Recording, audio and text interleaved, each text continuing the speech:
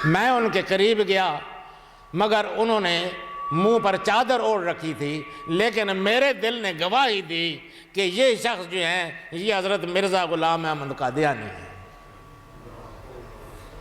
میرے دل نے گواہی دی اس بات کی، اور جب ان کی میں نے شان دیکھی کہ ایک عالی شان باغ میں ایک عالی شان تخت پر چادر اوڑھے آرام فرما رہے ہیں، اور میرے دل نے گواہی دے دی کہ یہی مرزا صاحب ہیں، تو اس وقت میری ان کے ساتھ عقیدت مکمل ہو گئی۔ جو ہی ان کے ساتھ میری عقیدت ہوئی، اس کے بعد مجھے ہر نماز میں مزہ آنے لگ گیا، ہر عبادت میں مزہ آنے لگ گیا۔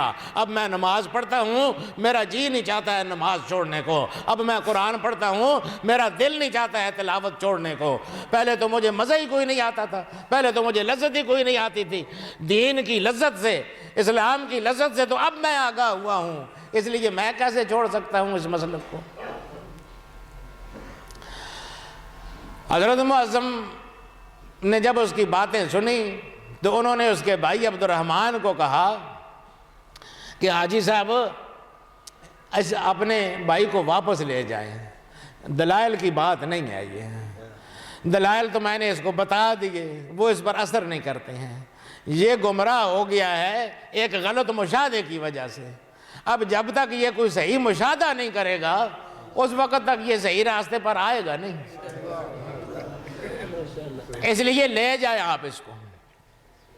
حاجی صاحب لے گئے اس کو، افسردہ تھے، غمگین تھے کہ کام نہ بنا، اس کو اصلاح کے لیے لایا تھا، اور حضرت نے بھی کہہ دیا کہ دلائل سے کام نہیں بن رہا ہے۔ بہرحال وہ بھی افسردہ سے چلے گئے۔ دوسرے تیسرے دن حضرت معظم بیٹھے ہوئے تھے کہ حاجی صاحب اپنے بھائی کے ساتھ پھر آ گئے، بڑے خوش اور بڑے مسرور، اور کہنے لگے جی یہ پھر مسلمان ہو گیا ہے، اس نے قادیانیت تو چھوڑ دی ہے، توبہ طائب ہو گیا ہے، میں بڑا خوش ہوں، بڑا مسرور ہوں، اب پھر اس کو لے کر میں آپ کی بارگاہ میں آیا ہوں کہ اس کو پھر سے کلمہ پڑھا کے صحیح طور پر مسلمان کر دیجئے، بیچ میں یہ گمراہ ہو گیا تھا۔ وہ بھی روتے ہوئے بولا کہ جی گمراہ ہو گیا تھا میں، غلطی ہو گئی تھی مجھ سے۔ تو حضرت معظم نے اس سے پوچھا لوگوں کو بتانے کے لیے کہ یہ کیا فرق واقع ہوا ہے، ورنہ حضرت معظم کو تو پتہ تھا کہ انہی کے تصرف سے یہ سارا کچھ ہوا تھا۔ حضرت معظم نے اس سے پوچھا کہ برخوردار کیا ہوا، کس طرح تیری کیفیت بدل گئی؟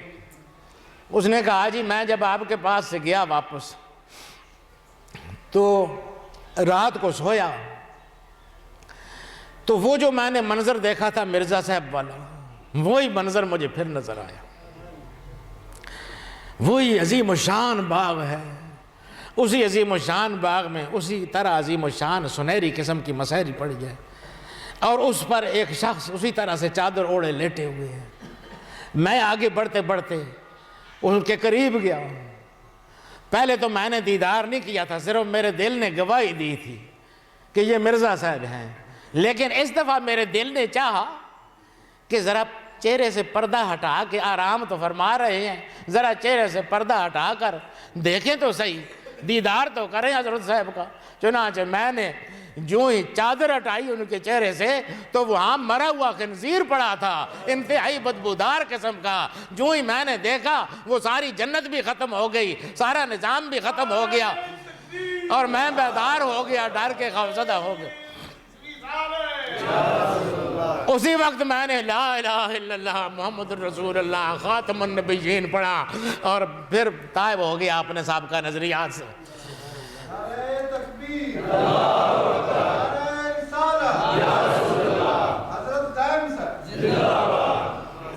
تو دوستو اس طرح اصلاح کرتے ہیں، یہ باطن کی قوتیں بھی وہ اصلاح کے لیے استعمال فرماتے ہیں۔ جہاں ظاہری چیزیں کام نہیں کرتی ہیں وہاں پھر باطنی قوتیں استعمال کرنی پڑ جاتی ہیں۔ یہ اولیاء نے جو ہندوستان میں دین پھیلایا یہ اسی طرح سے پھیلایا۔ حضرت بابا فرید الدین گنج شکر رحمۃ اللہ علیہ کے بارے میں لکھا ہوا ہے کہ یہ جب نئے نئے آئے یہاں پر پاک وطن میں تو ادھر قریب کوئی ایک ہندو جوگی رہتا تھا، عورتیں اس کے پاس دودھ لے جایا کرتی تھیں، اور وہ کوئی ایسا کچھ چمتکار کرتا تھا، کچھ طریقہ کرتا تھا کہ جو عورت اس کو دودھ نہیں پہنچاتی تھی تو دودھ میں خون آنے لگ جاتا تھا۔ وہ ڈر کے ساتھ ساری عورتیں اس کو دودھ پہنچایا کرتی تھیں۔ ایک دفعہ ایک بوڑھیا عورت سر پہ ڈولا رکھے دودھ کا حضرت خواجہ کی بارگاہ سے آگے جا رہی تھی۔ آپ نے اس سے پوچھ لیا کہ مائی کدھر جا رہی ہو؟ کہنے لگی جی جوگی کو دودھ پہنچانا ہے۔ فرمایا اس کو کیوں پہنچانا ہے؟ کہنے لگی جی نہ پہنچاؤں تو دودھ خون بن جاتا ہے۔ فرمایا نہیں خون بنے گا، تو بیٹھ ادھر بیٹھ۔ وہ عورت بیٹھ گئی وہاں پر۔ ویسے جوگی کا خوف بہت تھا۔ جوگی نے دیکھا کہ وہ سویرے سویرے جو عورت آیا کرتی تھی بہت سارا دودھ لے کر، وہ نہیں آئی ہے، تو اس نے اپنا ایک چیلا بھیجا کہ جا دیکھ کے وہ عورت نہیں آئی ابھی تک، سویرے سویرے دودھ کی ضرورت ہوتی ہے اور وہ ابھی تک آئی نہیں ہے۔ وہ آیا، راستے میں بابا صاحب کی درگاہ پڑتی تھی، وہ ادھر سے گزرا تو دیکھا کہ عورت وہاں بیٹھی ہوئی ہے۔ اس کو غصہ آیا، اس نے کہا وہ تو یہاں بیٹھی ہے اور تو جوگی بابا تیرا وہاں انتظار کر رہا ہے۔ بابا صاحب نے کہا کہ کیا بات ہے بھائی؟ اس نے کہا جی اس نے دودھ نہیں پہنچایا ہے۔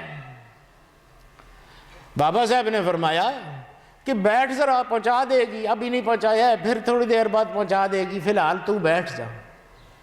وہ بیٹھ گیا وہاں پر، وہ بیٹھ گیا، بیٹھا۔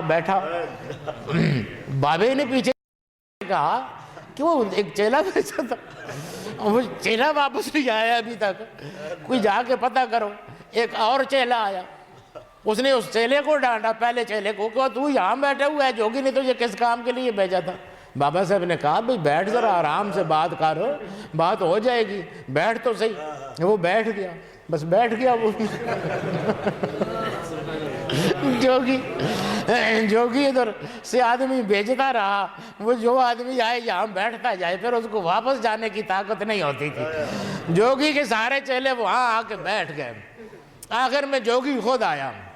جوگی ڈر گیا تھا پہلے ہی، اس نے دور سے خواجہ صاحب کو کہا کہ اے مسلمان بابا، میں تیرے نظریے کے ساتھ تو اتفاق نہیں رکھتا ہوں، لیکن میں یہ مانتا ہوں کہ تو مجھ سے بڑی شکتی والا ہے، تو مجھ سے بڑی طاقت والا ہے۔ میں اس علاقے سے جا رہا ہوں اور آئندہ کبھی یہاں واپس نہیں آیا ہوں۔ میرے چیلے بھی تیرے حوالے اور میرا سب کچھ تیرے حوالے۔